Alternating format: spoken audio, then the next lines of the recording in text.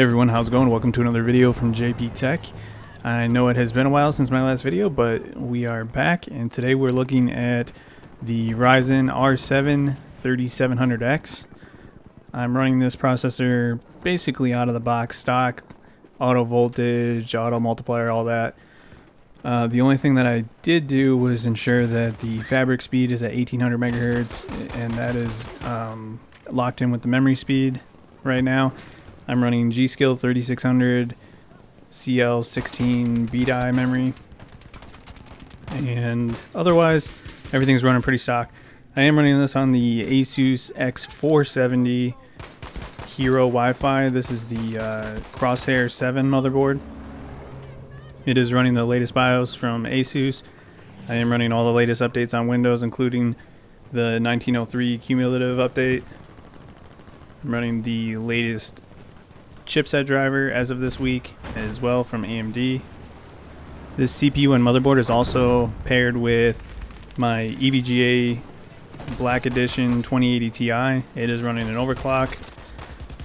If you'll notice in the video that it's running a little bit hot, and that's because I'm running it in an H500i case right now, and it has a front mounted radiator in it at the moment, so there's not much airflow. But we're not really focusing on the card today and what its temperatures look like in a tight enclosure. What we are looking at though is Battlefield 5 Conquest 64-man 1440p on low quality preset. So I do want to note that because it is on the lowest preset, we're looking at lower draw calls than what it would be, if it was on Ultra, of course. So this is going to be a best case scenario for the CPU, but this is going to apply to those who want to see maximum frame rates above all. I know in the past a lot of you have asked me to run on the low preset, so that's what we're starting out with today. I will be uploading more videos on different quality presets, and we're going to look at different games and software and everything else, of course. But today we're focusing on two different maps that I ran, Fjell and Rotterdam. And we'll go ahead and take a look at how this processor performed. So if you look on the right side of the screen, things are a little bit more spaced out because I also was doing some testing with the 3900X. You'll be seeing some videos from me on that as well. I don't feel like moving everything around, so there's a little bit of awkward space on the stats on the side of the screen. I did include the core count, or the core frequency for all cores, so that you can see what it's doing out of the box. And as this video reveals, there really isn't much reason to overclock this CPU because it's running anywhere in the 4100s to 4200 megahertz, and really the most people are seeing right now is about 4.3 to 4.4 gigahertz. So there really isn't much to be had there. One thing I am going to be doing in the future is messing with the voltage a little bit, because out of the box I'm not really liking how high the voltage goes. And yes, at full load it does droop to, I think it was like 1.3 or below, but I just don't really like the voltage as high as it is when the CPU is like half loaded or light loaded. Now overall, playing this game on the low preset yields a pretty good result. You will see at points in this video, especially on the Rotterdam map, the frame rate does dip into the low 100s, and to me that's not really very satisfactory because we are on the low price preset. If it was Ultra, maybe that's a different story, but for playing with everything on low, I think seeing the low 100s for a processor of this price range is just not really ideal. Before I get too carried away and talk about how Battlefield is kind of the kryptonite of the whole Ryzen architecture, really, I do want to note that so far this processor has been fantastic. Like, the Cinebench results right out of the box were better than my 9900K. It runs a lot of the productivity and creative software that I use so much better than previous generation Ryzen. Overall, the experience has just been so much better than the first two generations of Ryzen. I'm really impressed with what Zen 2 is able to accomplished and how much it improved on the existing Ryzen architecture. Now, I have tested other games like PUBG, Apex, World War Z, The Division 2, to name a few. I'm going to be testing a lot more games, and so far all of those games ran very well with the 2080 Ti. PUBG was actually a pretty notable one for me because I would say for most people, previous gen Ryzen was probably okay, I guess, in PUBG, but it just wasn't. My 2700X, even with good memory, never delivered the performance that I would have liked to have seen in that game. Now, with that being said, I'm seeing great results at this point with Zen 2, and that's really exciting. This game so far just happens to be one that Ryzen still struggles with, and I think that, really that's just going to come down to the game engine and the fact that it just needs to support Ryzen architecture a little bit better. Maybe there will be some further Windows scheduling updates and chipset changes that will maybe help it in the Frostbite game engine. But as far as Battlefield 5 goes specifically, I'm not really too impressed with the performance. Overall, it looks pretty good on low, but like I say, we're seeing frame dips that are just shouldn't really be happening for playing on low. And I'll probably share some of the 9900K doing the same thing so we can put this into perspective. But as we raise the quality preset, at least with the 2080 Ti anyways, the game just really starts to stutter and hiccup a lot and everything. And I'll show that in another video. I won't talk about it too much here. But on higher quality presets, I'm really not liking what I'm seeing from Zen 2 in this particular game, at least at this point. But if you're a person that wants to play on low preset, and maybe you don't have a 2080 Ti, you have something lower end, which is fine. This CPU will pair nicely with that. But with a 2080 Ti, you can see that a lot of times, especially when the frame rate dips to I think it dips as low as 113 or less in Rotterdam. So it's really a CPU limitation, and it is what it is. I guess it can't be perfect at everything, but so far I'm really liking what I'm seeing.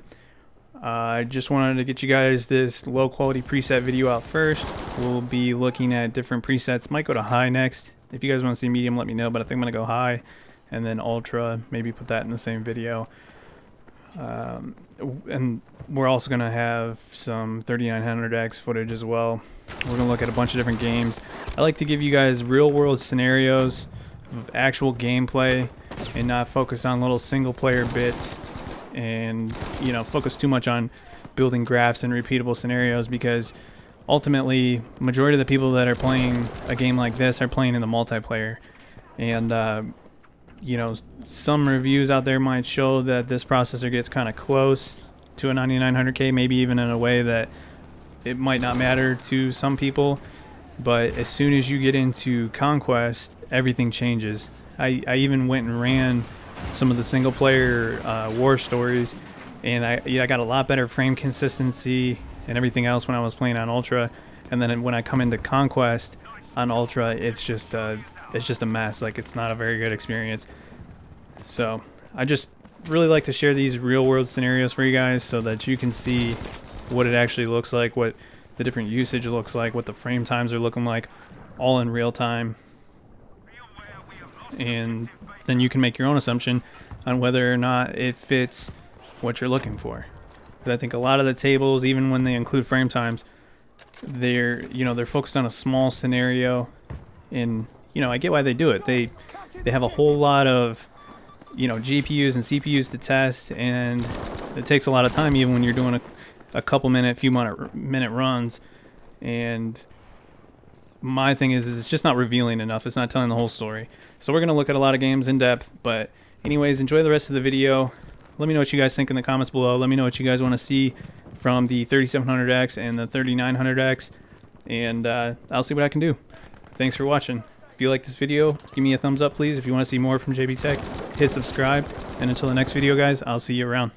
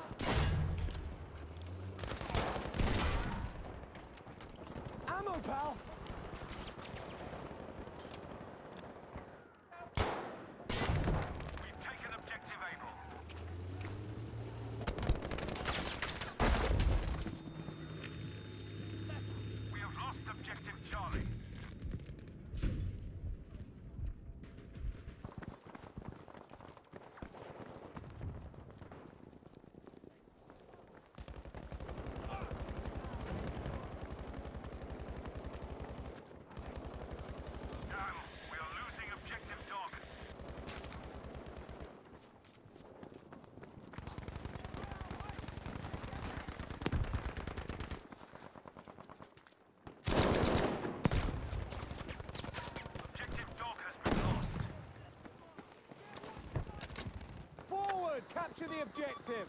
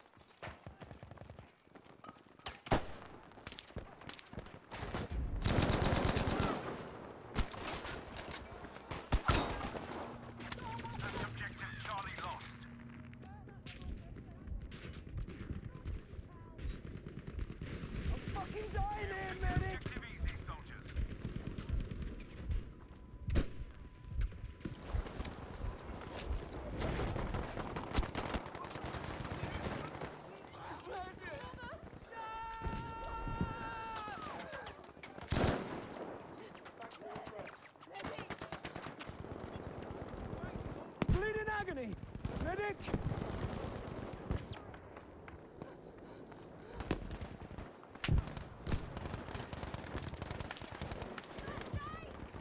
Warning, we have lost objective easy. See, I'm reloading!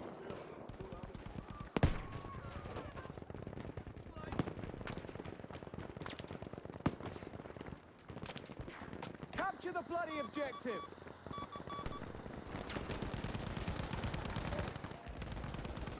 Right, capture the objective!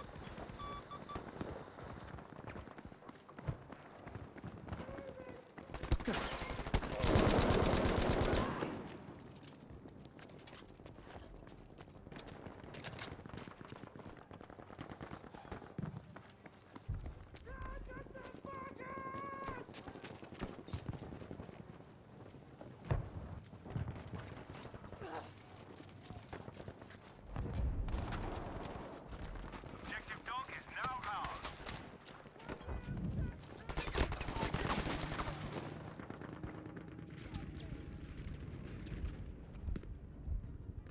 I'm buggered! Help me! Be aware that we have lost objective Charlie.